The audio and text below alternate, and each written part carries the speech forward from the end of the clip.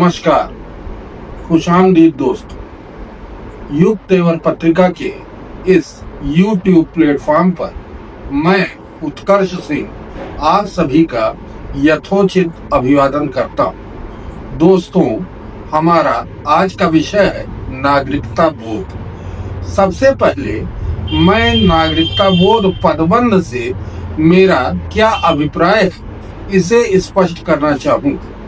नागरिकता बोध का अभिप्राय है नागरिकता से जुड़ी हुई चेतना, पहचान, अधिकार और कर्तव्यों की समझ। यह बोध अर्थात समझ मन और विचार का हिस्सा है जो हमारे व्यवहार को दिशा प्रदान करता है। मुझे लगता है कि अब आप समझ गए होंगे कि नागरिकता बोध से मेरा क्या तात्पर्य है। पर इस विषय पर मैं आगे बढ़ूं उससे पहले एक दो बातें और हैं जिन्हें स्पष्ट करना चाहूंगा। पहली बात यह कि नागरिक होने का पद या रुतबा व्यक्ति को केवल लोकतंत्र में प्राप्त होता है, और यदि हम बहुत अधिक ऐतिहासिक नुक्ताचीनी न करें तो पाएंगे कि दूसरी किसी भी प्रकार की शासन प्रणाली में व्यक्ति नागरिक अर्थात सिटीजन नहीं बल्कि प्रजा या सब्जेक्ट की हैसियत पाता है। नागरिक होने के नाते व्यक्ति के कुछ अधिकार और कुछ कर्तव्य होते हैं, और अधिकांश मामलों में कम से कम अधिकारों को संविधान द्वारा सुरक्षा भी प्रदान कर दी जाती। लोकतंत्र से इतर दूसरी शासन प्रणालियों में प्रजा होने के नाते व्यक्ति के केवल कर्तव्य होते, और यदि उसे कोई अधिकार भी प्रदान किया जाता है तो वह राज्य की इच्छा या अनिच्छा पर आधारित होता है। दूसरी बात यह कि क्योंकि नागरिक का पद केवल लोकतंत्र ही उपलब्ध कराता है, अतः वास्तव में ये अधिकार ही हैं जो व्यक्ति को नागरिक की पद स्थिति प्रदान करते हैं और उसे प्रजा की परामुखापेक्षी स्थिति से निकालकर बाहर लाते।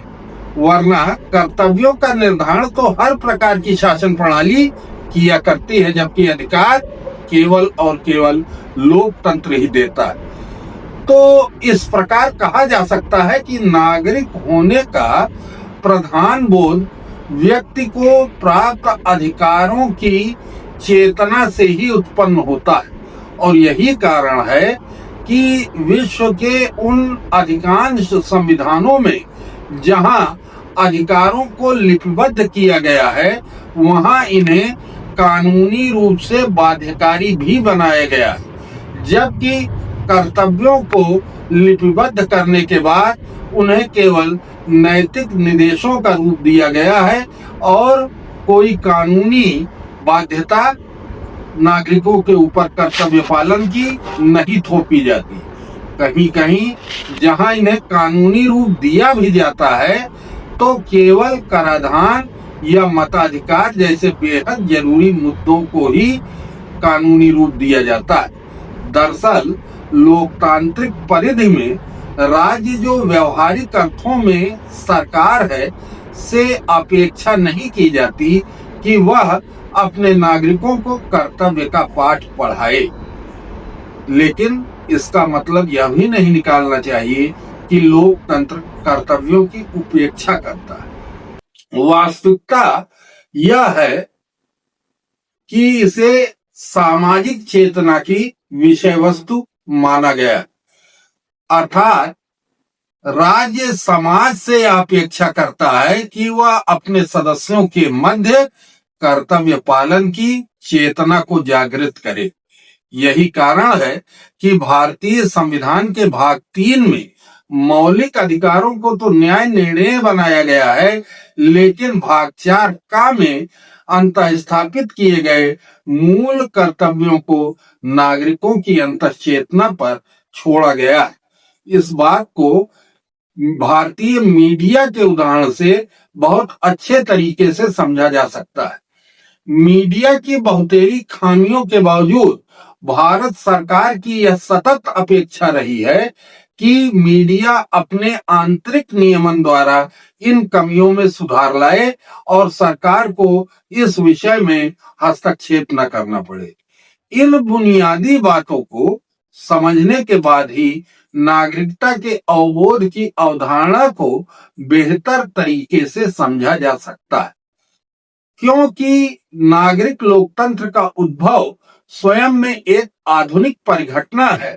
अतः नागरिक बोध या नागरिकता की चेतना को भी एक आधुनिक मानसिक परिस्थिति या मेंटल स्टेटस माना जाना चाहिए। ऐसे बहुत से समाज हैं जो अभी भी आधुनिकता और मध्यकालीनता के संक्रमण से गुजर रहे हैं और इनमें शायद भारत भी शामिल। यहाँ या इस प्रकार के क्षेत्रों में व्यक्तियों में नागरिक बोध पूरी तरह से विकसित हो गया है, यह निष्कर्ष निकाल पाना बेहद कठिन है। विशेष रूप से उत्तरी भारत की ओर निगाह डालें तो यहाँ का आम आदमी आज भी सरकार के प्रति दाता माई बाप वाला भाव रखता है। पुराने ढह चुके राजवंशों के प्रतिनिधियों को, भले ही वे जनप्रतिनिधि क्यों न बन गए हों, को लोग आज भी राजा साहब, महाराज या राजकुमार साहब कहते हैं। और मजे की बात यह है कि वे लोग इन संबोधनों को सुनना भी पसंद करते हैं। जिला स्तरीय न्यायालयों में आज भी जजों को हजूर कहा जाना आम है और उच्च न्यायालयों में सर, माय लॉर्ड कहना आज तक चला आ रहा है, जबकि ये विक्टोरियन एज की सामंती उपाधियां रही। उच्चाधिकारियों को बेहिचक आज तक साहब कहा जाता है।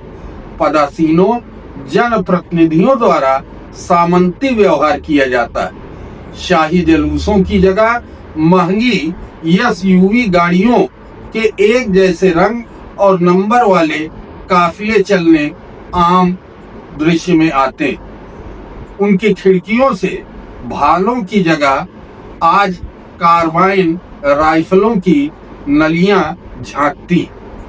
और तुर्रा यह है कि खुद को लोकतांत्रिक कहने वाली सरकारों के विभाग वीआईपी नंबरों की महंगी बोली लगाकर इस प्रचलन को प्रोत्साहन प्रदान करते हैं। लोग यह समझ पाने में असफल रहे हैं कि ये लोग हमारे मालिक नहीं बल्कि सर्विस प्रोवाइडर। इस तरह वह जनता जो अपने अधिकारों के प्रति इतनी उदासीन है, वह अपने कर्तव्यों को किस सीमा तक निभा पाएगी, इसे आसानी से समझा जा सकता है, क्योंकि अधिकारों की प्राप्ति से ही व्यक्ति की आत्मा वह शक्ति प्राप्त करती है कि जिससे उसमें कर्तव्यों की पूर्ति की जागरूकता या ललक पैदा हो सके। फिर भी यदि कर्तव्यों की ओर ध्यान दे तो इन्हें दो श्रेणियों में वर्गीकृत किया जा सकता है। प्रथम तो सामान्य नागरिक कर्तव्य हैं जो प्राथमिक स्तर पर आते हैं, जैसे राष्ट्रीय प्रतीकों का सम्मान करना, ट्रैफिक नियमों का पालन करना, करों का नियमित भुगतान करना आदि आदि। इन नियमों का पालन व्यक्ति इसलिए करता है क्योंकि इनका पालन वह स्वयं के लिए अच्छा समझता है, न कि वह किसी दंड भय के कारण इनका पालन करता है। कम से कम ऐसा एक लोकतांत्रिक व्यवस्था में माना जाता है। दूसरे वर्ग में कुछ विशिष्ट कर्तव्य आते हैं जो विशिष्ट सामाजिक और ऐतिहासिक परिस्थितियों से उत्पन्न होते, जैसे भारत में जाति भेद, सांप्रदायिकता, क्षेत्रवाद जैसी समस्याएं। इन समस्याओं से जुड़े कर्तव्यों की पूर्ति हेतु व्यक्ति तब प्रवृत्त होता है जब वह इनके सामाजिक, ऐतिहासिक, आर्थिक पक्षों को और इनके यथार्थ को तुलनात्मक और वैज्ञानिक ढंग से समझ सके। इसके लिए अत्यधिक बौद्धिक श्रम की आवश्यकता होती है, जो रोजमर्रा की समस्याओं में उलझे हुए आम आदमी के बस की बात नहीं। अतः सामान्य रूप से देखने में आता है कि जैसी राज्य और सरकार की विचारधारा हो, आम आदमी उसी के अनुरूप आचरण करने लगता है, क्योंकि इससे उसे लाभ की आशा होती है।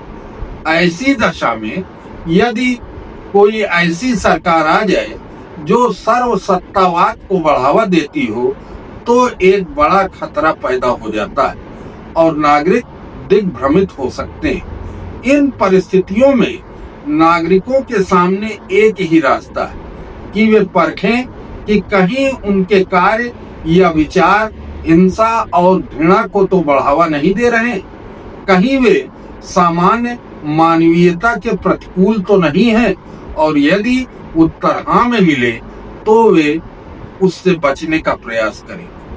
इस प्रकार की दुविधा से बचाव के लिए भारतीय संविधान में 1975 में अनुच्छेद 51 का जोड़कर मूल कर्तव्यों को लिपिबद्ध किया गया, ताकि सरकार और नागरिकों के मध्य किसी प्रकार का संदेह न उत्पन्न हो सके। हालांकि इसे संक्रमणकालीन अवस्था में अर्थात आपातकाल के दौरान भारतीय संविधान में समाविष्ट किया गया था, पर भारत के किसी भी राजनीतिक दल या विचार ने इस पर आपत्ति दर्ज नहीं कराई और यह लगभग सर्वमान्य स्वरूप प्राप्त कर चुका है।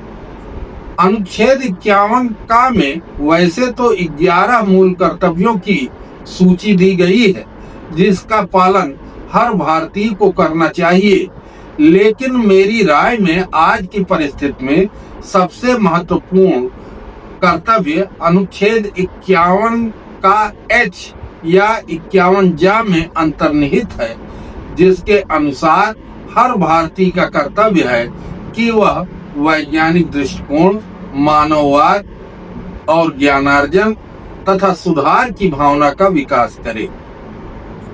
आज बस इतना ही, फिर मिलते हैं किसी नए विषय के साथ। तब तक के लिए स्वस्थ रहें, प्रसन्न रहें। नमस्कार।